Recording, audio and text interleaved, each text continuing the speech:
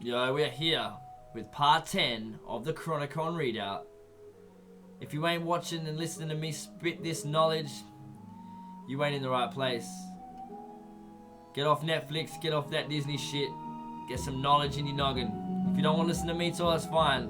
Jason's done this, I'm sure. Maybe in only parts. There's another gentleman in the UK, Nick T. Check his stuff out as well. Shout outs to you, brother. The more the merrier, I say. We got Frog's theme in the background. Anyone who's played Chrono Trigger knows Frog. Frog is a beast. Oh, without further ado, let's get straight into the goodness. Archaix.com. Make sure you buy some merch. Purchase some of Jason's books. All that good stuff. Let's go. 3233 BC. At age 40, Enoch begins his ministry and prophesies against the Nephilim and their Anunnaki fathers. He condemns the Cainites who now live in total vice, practicing exogamy with the Nephilim families and sharing their culture corrupted by intoxicants and hedonism.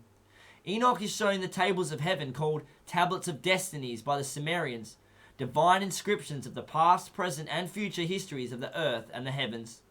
He prophesies that the offspring of the angels, the giants, would perish off the face of the earth and that only a handful of men would survive a terrible flood. He foretold that even after this disaster, the giants would reappear.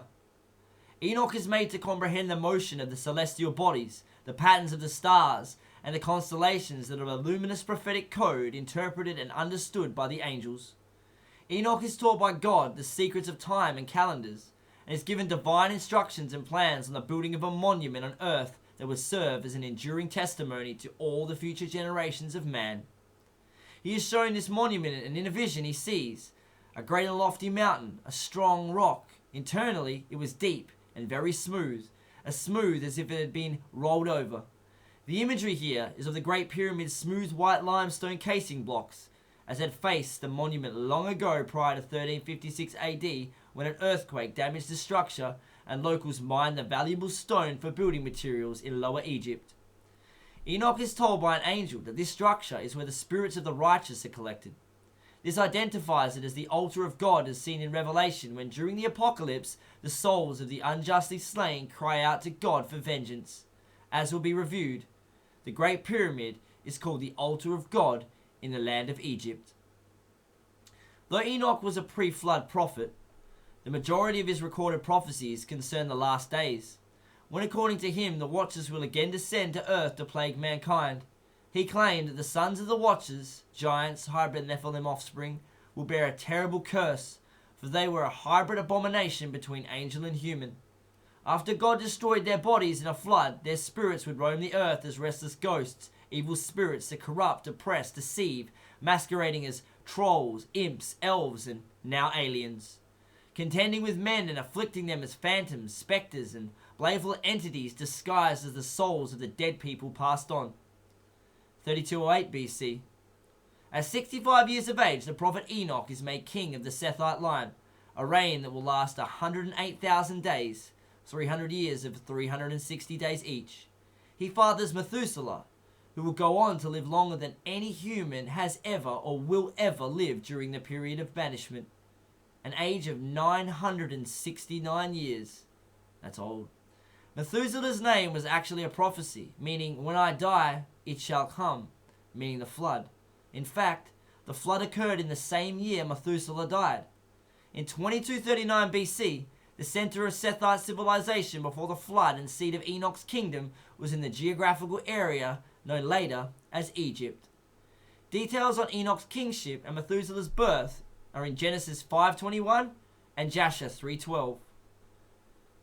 3205 BC. In the third year of Enoch's reign, planet Phoenix passed through the inner solar system, completing its 138-year orbit on its way back to the Kuiper belt. This completes the second 552-year Phoenix cycle, as shown in When the Sun Darkens, a book by Jason. The prophet Enoch is associated with legends of the Phoenix. As Phoenix is the planet of chronology, we are not surprised to find that Enoch is the most famous chronologist in antiquity. 3195 BC. In this year, according to the Apocalypse of Adam, found among the Gnostic Nag Hammadi texts of Egypt, Adam revealed to his son Seth the hidden knowledge of God concerning the destruction of the entire world by floodwaters as an act of the wrath of God. Seth was told that there would be a righteous survivor or righteous survivors. Seth was 507 years old at this time, and as will be shown, will be the principal architect of the Great Pyramid after Enoch's disappearance. Interestingly, this is 230 years before Adam's death in 2965 BC, and 230 years is 2,760 months, or 552 times 5. This was the 13th year of Enoch's reign. We're going to hit this last little bit here and we'll end it. 3165 BC. Cain is killed in his old age by accident by a relative named Lamech. Philo wrote that Cain lived for 730 years. This is 52 times 4, 208 years of Olmec calendar. I hope you enjoyed part 10. We'll be back with part 11.